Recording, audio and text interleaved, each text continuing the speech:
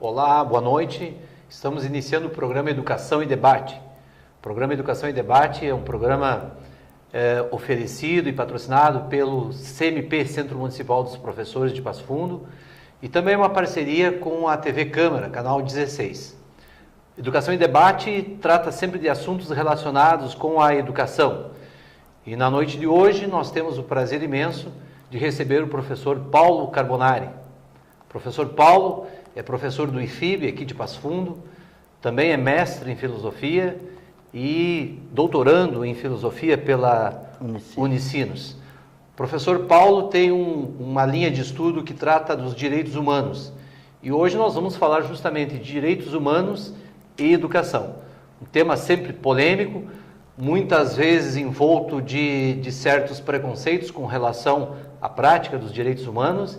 E na noite de hoje vamos tentar, com o professor Paulo, desmistificar algumas questões que envolvem essa questão tão importante para a educação. Então, primeiramente, professor Paulo, boa noite para o senhor, seja bem-vindo ao nosso programa. E, de início, eu já gostaria de lhe fazer uma pergunta que eu acho que é pertinente para a gente começar o nosso debate. O senhor poderia nos fazer um breve relato da trajetória da institucionalização dos direitos humanos no Brasil? Como é que ele se deu? Quando exatamente começou? Como é que está atualmente o processo? Obrigado, boa noite a você, boa noite aos telespectadores, aos professores, às professoras, sobretudo da rede municipal aqui de Passo Fundo, né? É prazer para mim dialogar com vocês sobre esse tema que, como o Eduardo já disse, é um tema polêmico, mas um tema importante. Quer dizer, a gente, quando trata de direitos humanos, não trata de alguma coisa que a gente pode escolher tratar ou não tratar. Nós estamos tratando de alguma coisa que diz respeito absolutamente à vida de cada um e cada uma de nós, e independente da gente gostar ou não. Então, acho que essa sua observação de a gente poder tratar desse tema para poder, inclusive, confrontar algumas questões polêmicas é importante. Em relação ao processo histórico dos direitos humanos, eu costumo dizer que os direitos humanos nascem junto com as lutas que as pessoas fazem para ter uma vida melhor.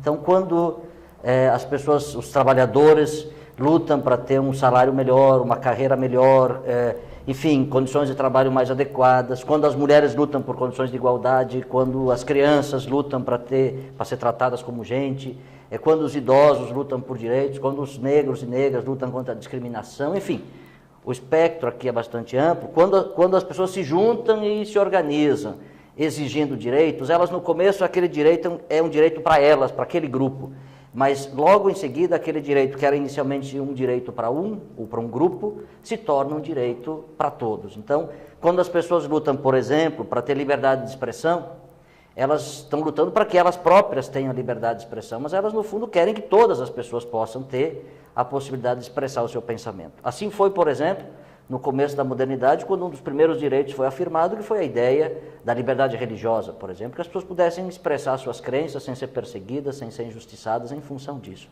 Então, eu diria, o primeiro elemento é esse. Segundo, em termos históricos, os direitos humanos nascem basicamente com o surgimento do que se chama de modernidade, ou seja, a ideia de que as pessoas têm autonomia e se afirmam por si mesmas e não são instituídas nem pelo poder e nem pela divindade, né? Que eram os elementos de constituição tradicional. Na antiguidade, uma pessoa tinha dignidade se essa dignidade lhe fosse concedida por Deus ou se lhe fosse concedida pelo rei.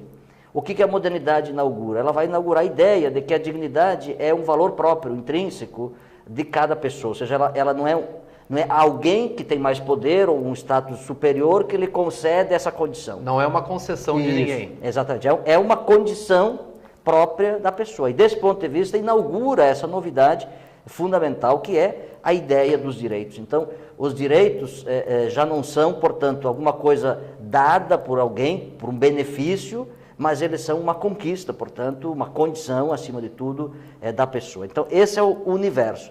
Efetivamente, a categoria, a ideia de direitos humanos, ela se afirma depois da Segunda Guerra Mundial, 1948, quando as Nações Unidas proclamam, no dia 10 de dezembro, a Declaração Universal dos Direitos Humanos. Até hoje, o dia 10 de dezembro é o Dia Mundial de Direitos Humanos.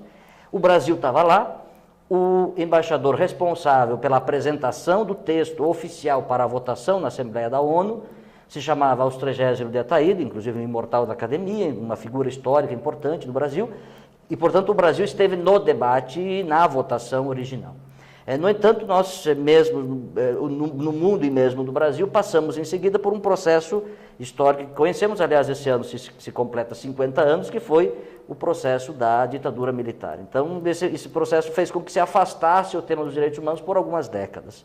E, inclusive, se vivesse sob violações de direitos humanos, entre as quais muitas delas estão agora sendo reveladas pela Comissão Nacional da Verdade. Então, isso volta praticamente no Brasil como ênfase com a Constituição de 88. Então, digamos assim, o Brasil, mesmo que tenha estado lá no debate de 48, ele retoma o tema muito mais tarde com a Constituição de 88. E mesmo antes da institucionalização dos direitos humanos, depois da Segunda Guerra, no Brasil, professor, parece que antes, por exemplo, na ditadura de Getúlio Vargas, os direitos humanos foram simplesmente ou quase ignorados. Me parece que, historicamente, mesmo antes do marco da Segunda Guerra do marco das Nações Unidas, me parece que anteriormente também o Brasil não era muito dado a respeitar a questão dos direitos humanos. Você lembra da ditadura Vargas? Acho que esse é um caso forte de Estado totalitário. Ou seja, o Estado totalitário que a gente estuda a história como tendo sido um acontecimento da Alemanha, da Itália ou depois mesmo da Espanha. Na verdade, também foi um acontecimento em escala distinta, mas também entre nós. Então, nós também vivemos experiências de Estado totalitário em alguns momentos da história republicana. Mas nós temos uma história desde o início de violação de direitos humanos, ou seja, o início do Brasil é o início de violação, quando o colonizador chega no Brasil e simplesmente age numa lógica de extermínio das populações aqui presentes, que são os indígenas. Então, o Brasil nasce, digamos assim, olhando com o olho de hoje para trás, de um ato violador de direitos humanos das populações indígenas e, sobretudo, dos milhões de negros africanos que foram forçados, né, obrigados a sair da África e vir ao Brasil, e não só ao Brasil, as colônias da Europa na época, as colônias inglesas, as colônias espanholas e também as colônias portuguesas, no caso do Brasil, para trabalhar. Então, nós temos, digamos assim, primeiro, o extermínio indígena, e segundo, a escravidão como duas, e terceiro, as experiências totalitárias do período republicano como três, digamos assim, exemplos históricos que talvez sejam o período mais longo da história do Brasil, nos quais nós vivemos, infelizmente, realidades muito mais de agressão, digamos, de diminuição, de opressão e diminuição da humanidade do que de promoção do ser humano e, portanto, dos direitos. Mas essa situação passou a mudar em 1988 com a Constituição. O que mudou exatamente ali, professor? Eu diria que 88 é um marco importante que inicia um pouco antes. Esse ano, aliás, dia 24 de janeiro passado, nós celebramos os 30 anos do primeiro ato das diretas já. Há 30 anos atrás, o Brasil, nessa época, estava agitado pelo país inteiro, inclusive Passo Fundo, em 84, né? Inclusive Passo Fundo, com atos pelas diretas já, então as pessoas imagino que lembram disso, porque todos ainda estão por aí convivendo. De qualquer maneira, a Constituição, o processo da Constituinte, ele começa antes, com a abertura política, né? Começa com o movimento das diretas, que foi frustrado em função da decisão do Congresso, depois o processo o processo constituinte, enfim, que se completa, digamos assim, com a eleição presidencial pela primeira vez em 1989. Então, digamos assim, a Constituição é um marco, por quê? Porque para ela convergiram movimentos políticos de vários tipos e, sobretudo, todos aqueles que queriam instituir um Estado democrático de direito, ou seja, um Estado no qual as pessoas fossem tratadas não porque elas têm, por aquilo que elas pela tradição que elas representam, pela compreensão religiosa que elas têm, pela cor da pele, pelo sexo, não por qualquer motivo desse. Elas deveriam ser tratadas como brasileiras e brasileiras, brasileiros e brasileiras, pelo simples fato de assim serem e, portanto, serem cidadãos participantes da sociedade. Essa é a mudança que a gente chama genericamente de igualdade, ou seja, a ideia de que não há ninguém melhor do que ninguém na sociedade e que todos devem estar suscetíveis ao direito, àquilo que diz a lei, e nesse ponto de vista se instaura uma outra relação na sociedade. Então, ali está esse marco, onde o Brasil afirma efetivamente, logo no início da Constituição, que vai defender a dignidade humana, vai pautar a sua ação pelos direitos humanos, que afirma direitos civis no artigo 5º, um rol imenso de direitos civis, o direito de poder se reunir, de se organizar, o direito de dizer o que a gente pensa, o direito de não ser torturado, o direito de não ser preso ilegalmente, o direito ao processo justo, o direito à ampla defesa, ao contraditório, enfim, os chamados direitos civis, o direito de ir e vir. No capítulo 6º, os direitos sociais, então o direito à educação, à saúde, à previdência, depois mais tarde entrou a moradia, a alimentação, que se desdobra em outros capítulos da Constituição. E os direitos políticos, o artigo 14 em diante, que trata então do direito de votar e ser votado, do direito de poder participar da vida política. Portanto, a Constituição abarca o que se poderia chamar do conjunto dos direitos humanos. Se tem uma Constituição no mundo, a Constituição brasileira é uma Constituição que afirma, digamos assim, praticamente tudo que no mundo se entende por direitos, de alguma maneira está contemplado aí. E, professor, com a questão da Constituição de 88, a partir da sua promulgação, de fato esses direitos começaram a ser respeitados ou muita coisa ficou só no papel e as coisas de fato não aconteceram? Como é que está esse processo hoje? Eu diria o seguinte, primeiro é bom lembrar que o presidente do Congresso à época, Ulisses Guimarães, declarou, estamos promulgando a Constituição Cidadã, para exatamente resumir essa ideia de contemplar os direitos. Ocorre que nós entramos logo em seguida, do ponto de vista da conjuntura internacional, da dinâmica política, no que se convencionou chamar da implantação do Estado neoliberal. O Estado neoliberal já tinha sido implantado já, sobretudo nos Estados Unidos e na Inglaterra, por Reagan e Margaret Thatcher, desde o início dos anos 80.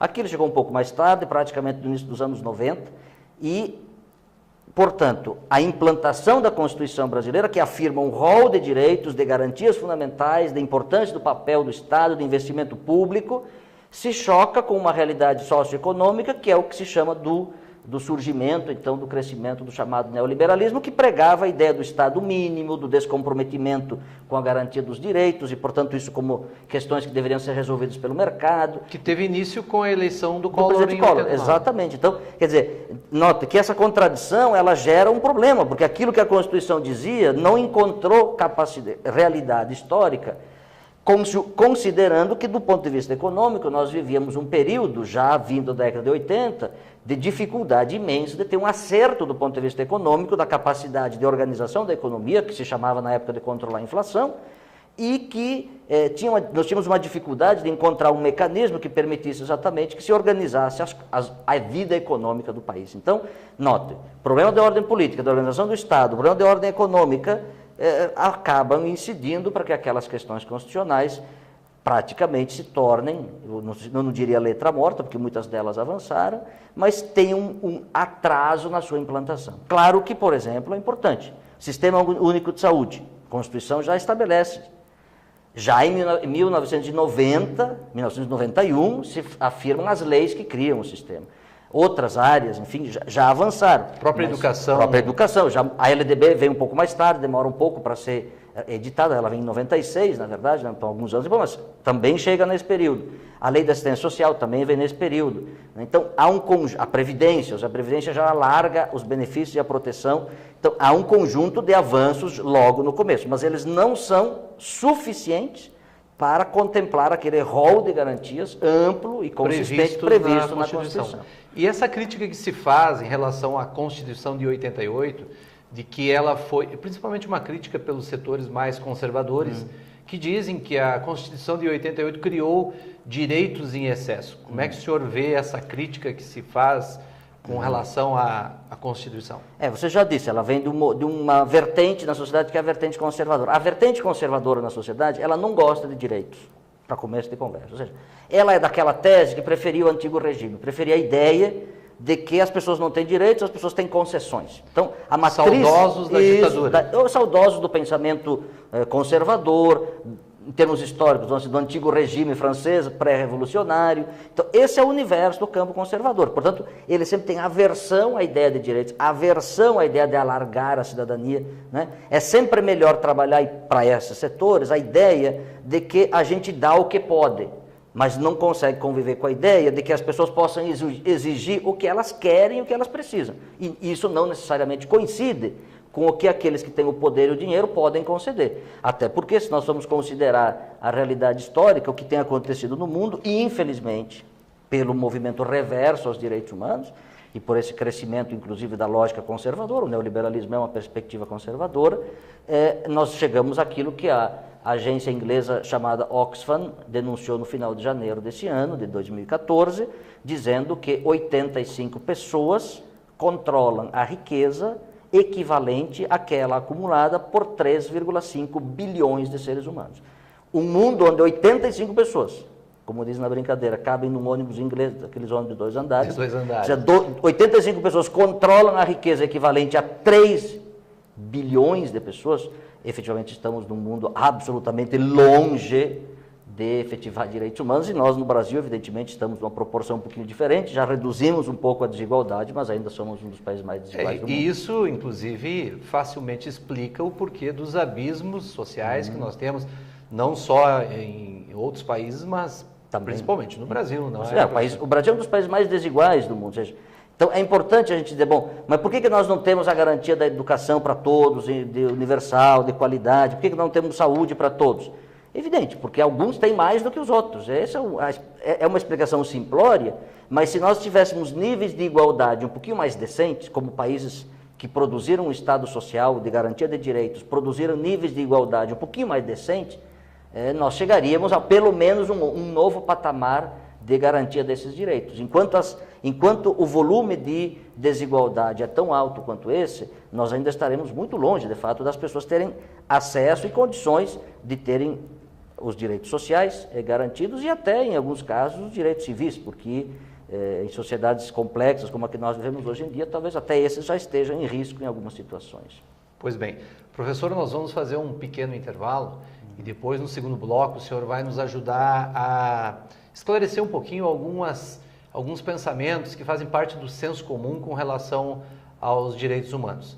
Então a gente vai para um breve intervalo e voltamos daqui um pouquinho com o professor Paulo Carbonari falando sobre direitos humanos e educação.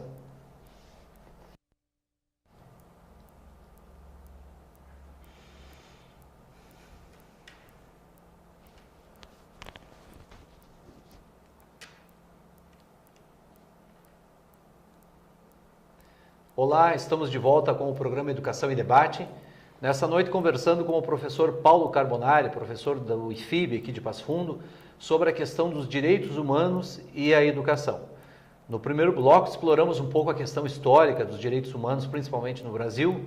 E agora no segundo bloco a gente vai conversar um pouquinho sobre algumas questões que são do senso comum com relação aos direitos humanos, mas que todos nós ouvimos quase que diariamente frases como, por exemplo, professor, os direitos humanos protegem só o bandido. Isso é verdade, professor? Isso, na verdade, é uma distorção grave, eu diria, da verdade, da realidade. Né? Primeiro que todo ser humano, independente da condição em que ele se encontra, merece ser tratado como um ser humano. Né? Ou seja, inclusive o direito penal não condena a pessoa, condena o delito, condena o ato, condena a postura. Uma pessoa, quando é presa, ela não perde a condição humana, ela perde a liberdade. Portanto, é uma série de elementos que a gente precisa considerar, mas toda vez que situações mais graves de violência acontecem, isso faz com que a sociedade reproduza aquelas visões arcaicas, digamos assim, pré-históricas ou antigas, de que talvez o melhor seja voltarmos a fazer justiça pelas próprias mãos. Né? E esses dias vivemos exemplos, inclusive pelo Brasil, um debate intenso pelas redes sociais sobre situações desse tipo. Né? Isso, inclusive, virou assunto de programas de televisão e assim por diante. Então, eu diria que, infelizmente, nós temos essa tendência regressiva e não uma tendência de afirmar novas relações, confiar no processo judicial e confiar que, efetivamente, a autoridade pública encarregada pela sociedade, e eu diria sempre, gastamos muito dinheiro para manter essa estrutura necessária, faça efetivamente, se responsabilize para garantir a justiça e, portanto, a segurança para todos. Então, eu diria que esse é o pano de fundo, ou seja, um certo desespero. Então, aí tudo acaba sendo, quem pensar um pouquinho diferente disso acaba sendo atacado, e direitos humanos, quando chega nesse debate, em geral lembra disso, lembra que todos são pessoas, que todos têm direito a um processo legal, que todos têm direito à ampla defesa, que todos em princípio são inocentes, que é preciso respeitar esse arcabouço jurídico penal, enfim, público que a sociedade montou para dar conta daqueles atos infracionais, daquelas situações que a gente classifica como crime, ou seja, classifica como alguma coisa que atente contra a pessoa humana. Então, acho que esse é o pano de fundo, não é, que vem nesse debate. Não é verdade que direitos humanos proteja bandido, porque o que direitos humanos protege é a pessoa, mas condena o ato criminoso como qualquer outra pessoa. E para isso tem a justiça, para isso é ela que deve dizer se aquela atitude foi criminosa e em que medida ela deve ser ou não penalizada. Por outro lado, é apelativo, e há muitos veículos de mídia que infelizmente não respeitam o código de ética do jornalista, que diz, entre outras responsabilidades de todo jornalista, que é defender e promover os direitos humanos, ficam promovendo ataques, digamos assim, que não ajudam, eu diria, nem a população, nem a sociedade, e muito menos aqueles que querem uma sociedade menos violenta e assim por diante. Então, queremos uma sociedade mais pacífica, uma sociedade mais integrada, então não advoguemos teses que sejam regressivas, teses que sejam violentas ou teses que sejam contra a dignidade humana. Quanto mais paz, quanto mais convivência fraterna nós quisermos, mais fraternidade, mais paz temos que promover, e não o contrário. Até porque, professor, o contrário disso que o senhor está falando é o estado da barbárie. Exatamente. Nós estaríamos, se não houver isso, nós vamos caminhar, por exemplo, para uma ditadura, exemplo do que existe lá no meio da África, por exemplo, onde milícias de todo tipo que fazem a sua justiça a qualquer momento. Eu acho que seria contrário disso, né, professor? É a barbárie, né?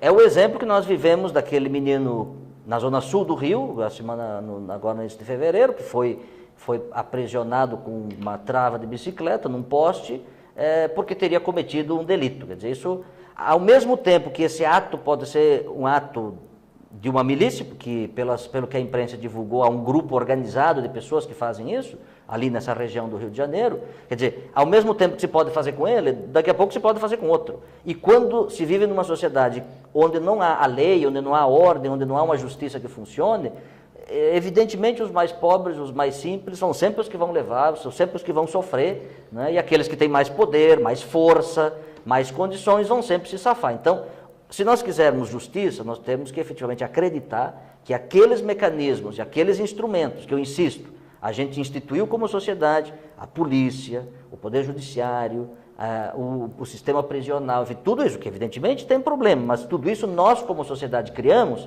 para exatamente não precisarmos nós mesmos e torcer o pescoço de alguém, digamos assim. Justiça porque com as próprias mãos. Com as próprias mãos. Então, quer dizer, acho que a gente tem que ser coerente com a gente mesmo. Se nós estamos, eu sempre digo, se fosse para fazer justiça pelas próprias mãos, eu não acho que devamos manter esse sistema caro e complexo que é esse sistema que criamos para fazer justiça. Eu, no entanto, prefiro acreditar que nós, mesmo com todos os problemas que temos no sistema de justiça, de segurança, ainda é muito melhor que seja ele capaz de fazer as mediações capazes de enfrentar esses problemas e que nós, como sociedade, possamos criar, através da educação e de outros espaços, mecanismos de mediação de conflito, de restauração de relações, enfim, processos e dinâmicas complementares para mudar a cultura de violência, de sorte que não precisemos definitivamente de tudo isso, do que a gente ficar alimentando a violência com mais violência. E essa história de que os direitos humanos atrapalham, o senhor falou em polícia agora há pouco, que os direitos humanos atrapalham o trabalho da polícia. Isso também não é verdade? Isso tem gente que pensa o seguinte, que o trabalho da polícia é prender o cara da pancada, encher de porrada, entendeu? Acha que o trabalho da polícia é fazer a polícia fazer a justiça pelas próprias mãos, que nós supostamente não faríamos.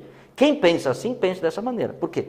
Porque direitos humanos vai dizer, peraí, o cara é só um preso seu, você não pode bater nele, você não pode torturar, você tem que respeitar o devido processo legal, você tem que ter direito à defesa, ele tem direito a contraditório, entende? Não pode pegar o fulano, torcer o pescoço da pessoa, puxar a orelha, enfim, fazer qualquer coisa para ele confessar ou coisa desse tipo, porque isso não é um ato que esteja previsto na legislação, isso não é um ato que seja favorável à dignidade humana. Então, quem pensa nessa lógica extensiva da regressão e da barbárie, digamos assim, no sentido que você está falando, ele é como que transfere essa tarefa que o indivíduo teria para a autoridade policial. E aí acha que, bom, já que, além de atrapalhar o cidadão, atrapalha agora a autoridade. Então, digamos, é o mesmo pensamento para as duas situações, transferindo apenas Então, em vez de eu fazer o trabalho sujo, eu transfiro para alguém. Quem pensa dessa maneira, acho que pensa mal, porque efetivamente a autoridade policial tem uma responsabilidade muito grande, e a autoridade policial, tanto civil quanto militar, o Poder Judiciário, o Ministério Público, enfim, o sistema prisional sabem perfeitamente bem que num Estado democrático não se pode admitir outra coisa que não seja nas regras do Estado democrático. E isso vale para todos. Para todos. E com relação à atuação do Estado, uma outra crítica, professor, é a questão da ameaça à soberania. Principalmente em relação à Anistia Internacional, que, segundo os críticos, ela interfere por demais nas questões internas de muitos países. Quando por exemplo, quando a Anistia detecta alguma violação com relação aos direitos humanos. E essa ameaça à soberania, ela existe também? Ou também é um mito a ser desconstruído? Eu diria que não tanto pela ação da Anistia, porque a ação da Anistia, o que a Anistia faz? A Anistia faz, inclusive saiu agora recentemente, um relatório sobre a situação dos direitos humanos no Brasil. Então, a Anistia, o que a Anistia faz é isso, faz um relatório, ou seja, na verdade, é apenas um relatório internacional com dados colhidos pelo próprio país. Então, o que ela tem é um poder de opinião, de pressão moral, de pressão política.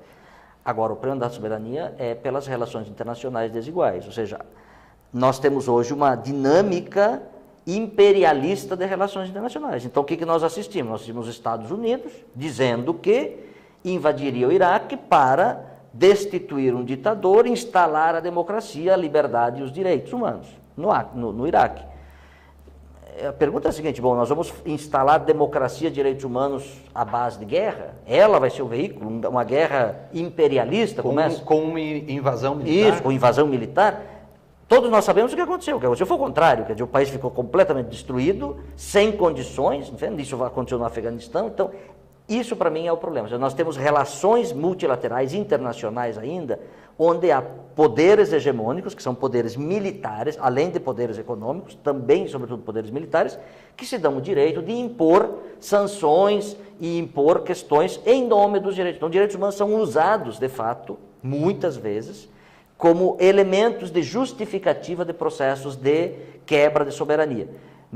Eu diria assim, mesmo em situações que sejam para combater ditaduras, é preferível, ao menos do ponto de vista de direitos humanos, que se trabalhe politicamente para que aquele povo se organize, resista e possa encontrar um caminho não autoritário para a sua própria sociedade. Porque a imposição de fora, todos nós sabemos, não gerou em nenhum lugar do mundo coisas que sejam... Historicamente nunca funcionou. Nunca funcionou. Em nenhum lugar que se saiba isso aconteceu.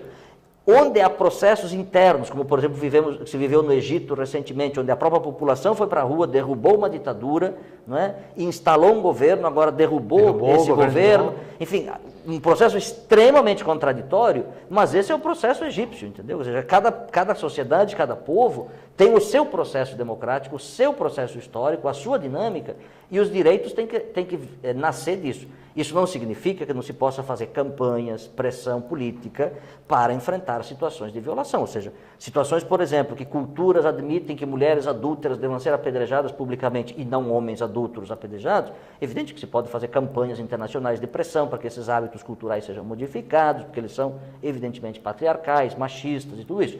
Então, isso não significa que a cultura não possa haver interação, algum grau de pressão. Agora, outra coisa é intervenção militar, que são coisas bem diferentes. Bem diferentes. Vamos voltar um pouquinho para a questão da educação. Nosso programa, o CMP, o Centro Municipal dos Professores, falamos sobre educação e direitos humanos, os direitos humanos intimamente ligados com o próprio dia a dia da sala de aula. Eu vou lhe colocar uma questão da seguinte forma. O Brasil, hoje, ele ostenta os piores índices em termos de educação. Nós ganhamos apenas de países muito insignificantes no sentido de qualidade educacional. Isso aí, professor, já me parece ser uma afronta aos direitos humanos. E o que a instituição, os direitos humanos, pode fazer para pressionar, para que mudemos essa situação? Ou seja, que o Brasil passe a respeitar melhor os seus alunos na questão da qualidade e na questão da implementação de políticas que de fato tragam um resgate em cidadania. Veja bem, eu diria, a educação tem uma qualidade fundamental, que é, ao mesmo tempo, ela é um direito, um dos direitos humanos, previsto na Declaração Universal de Direitos Humanos e previsto no Pacto Internacional de Direitos Econômicos, Sociais e Culturais e previsto na Constituição brasileira, portanto, perfeitamente coberto do ponto de vista da institucionalidade. Ela é um direito e, eu diria, por muito tempo a gente entendeu o direito à educação apenas como o acesso à escola. Aqui, para mim, está um problema. Então, limita o direito a entender que uma criança, quando se trata do direito à educação, ela está na escola, e ela preencheu os requisitos escolares. Ou seja, estando na escola, contempla em tese o que foi previsto. No entanto, já se revisou esse conceito há algum tempo, mas ainda nós estamos vivendo as consequências, e acho que nós no Brasil particularmente as consequências disso. Nós não conjugamos o acesso com a permanência e a satisfação, né? Ou seja, o fato da pessoa ir para, que é o direito da educação, conjugado com o direito a aprender. Ou seja, não basta estar na escola, não basta permanecer na escola, é preciso que, estando na escola, a criança aprenda, ou seja, que ela tenha condições de efetivamente dominar os códigos, dominar os saberes, dominar as tecnologias, dominar as dinâmicas, enfim, os processos, as metodologias, os conteúdos, as atitudes, enfim, tudo aquilo que compõe o universo da educação. Então, eu diria que aqui está um ponto. Então, tem um problema de concepção, de fundo. Segundo, desse ponto de vista, acho que é um problema de, digamos assim, de compreender que, de fato, a educação é não só um enunciado de direito, mas ela constitui, pelo fato de ser um direito, ao ser garantido, a condição para a garantia de outros direitos, e aqui para mim está o perigo da educação, e para quem não gosta de direitos, digamos, né, porque a educação gera condições para que as pessoas pleiteiem, lutem, queiram outros direitos. Então, aqui para mim está talvez uma explicação de por que a educação tenha tanta dificuldade de engrenar melhor. Porque quando a gente educa uma população, a gente evita, a gente inibe aquelas práticas clientelistas, paternalistas, aquelas práticas de subordinação, de sim senhor e coisas do tipo. Então, desse ponto de vista, eu diria, há um problema de concepção, um problema de prática desse processo, que para mim estão conjugados essas duas questões. Entendendo que a educação é, na minha compreensão, além da satisfação e da garantia de um direito, uma das principais mediações para que a gente possa criar as condições, não só para que no futuro os alunos acessem e garantam e efetivem os demais direitos, mas para que no próprio processo educativo eles vivenciem isso. É ali que ele vai aprender o que significa liberdade de expressão, se ele puder. É ali que ele vai aprender o que significa direito de ir e vir. É ali que ele vai aprender o que significa, enfim, qualquer outro dos direitos, né? O senhor é autor de vários livros, né, professor? E eu tenho aqui, inclusive, alguns que falam sobre a questão dos direitos humanos, alguns no sentido filosófico, outros na questão da educação. Nós temos esse aqui, por exemplo, Educação em Direitos Humanos, Sistematização de Práticas de Educação Básica. Eu gostaria que o senhor falasse um pouquinho desse livro, que é ele exatamente. Esse livro, na verdade, é o resultado de práticas de educação no ensino fundamental, sobretudo no ensino médio, feitas aqui em Passo Fundo por professores da rede municipal e da rede estadual, que estiveram conosco no IFIB, junto com o IFIB, a Faculdade de Educação da Universidade e a Comissão de Direitos Humanos de Passo Fundo, num curso que nós fizemos em 2008 e 2009. Então, aqui está a sistematização dessas experiências. Então, os professores podem encontrar nesse material subsídio para se inspirar para as suas práticas. Esse livro está disponível nas livrarias aqui da cidade? Não, esse é um livro, ele foi feito com recurso público, portanto, a gente já encaminhou... Está no domínio público já. E a gente encaminhou para as bibliotecas das escolas, então é possível que lá as próprias escolas se encontrem. E nós temos um outro que parece bem interessante ligado à educação, que é Textos Referenciais para a Educação em Direitos Humanos. Eu vejo aqui o nome de vários professores aqui da nossa cidade. E do que ele fala exatamente esse aqui? Esse aqui é fruto de um trabalho do Grupo de Estudo e Pesquisa sobre Educação e Direitos Humanos, que tem professores do IFIB, da Educação da Universidade e da Comissão de Direitos Humanos. Ali são textos para subsidiar o professor, para ele entender e trabalhar direitos humanos. Então, são textos de 5, 6 páginas, são em torno de 40 autores diferentes, para ele compreender essa diversidade do que significa direitos humanos e a relação disso com a educação. Então, é um material de subsídio, você está à venda, encontra nas livrarias aqui da cidade ou então lá no IFIB. Tá bom. A gente, infelizmente, estamos encerrando o nosso programa. Quero dizer que foi um prazer imenso, professor, recebê-lo aqui. Era um assunto que há tempos nós gostaríamos de conversar. Tivemos a oportunidade no ano passado, no nosso debate com os professores municipais, a sua presença brilhante, que muito ajudou na questão de esclarecer para os professores o papel do professor. Então, para finalizar, gostaria que o senhor desse um recado bem direto aos nossos professores municipais que alguns já começaram as suas aulas e alguns outros estarão, principalmente os das séries finais e do ensino fundamental, estarão começando agora na semana que vem. O que o senhor poderia dizer em relação a direitos humanos e ao papel do professor, para a gente encerrar o nosso programa, professor? Veja bem, eu acho que a primeira coisa, não se estranhe, não embarque nessas conversas de que direitos humanos são coisas que não prestam. Acreditem que ali vocês possam encontrar subsídios ricos, contraditórios, complexos, difíceis, como tudo na vida, aliás, para ajudar vocês a transformar a tarefa da educação numa tarefa fantástica. Eu costumo dizer que a tarefa da educação é a tarefa de fazer gente virar gente. E fazer gente virar gente não é outra coisa do que garantir que eles também vivam os seus direitos. Então, vocês fazem isso o tempo inteiro. Então, meu desejo é que vocês se afirmem cada vez mais, né, como educadores, como educadoras, que sejam pessoas que se reconheçam como pessoas que promovem, que realizam os direitos humanos das crianças, dos adolescentes que estão com vocês lá na escola e que depositam em vocês uma esperança imensa de ter uma vida melhor, de se tornar gente melhor, enfim, de viver numa sociedade melhor. Então, meu desejo e minha saudação a vocês para que vocês atuem e ao mesmo tempo se afirmem e afirmem-se uns aos outros nessa perspectiva. Tá bom. Professor Paulo, mais uma vez, muito obrigado pela sua participação. Nós agradecemos a você, telespectador, que nos acompanhou em mais um debate com relação à educação e convidamos a todos para que fiquem conosco, porque daqui um pouquinho nós temos mais atrações de qualidade aqui na TV Câmara. Uma boa noite e uma boa semana a todos.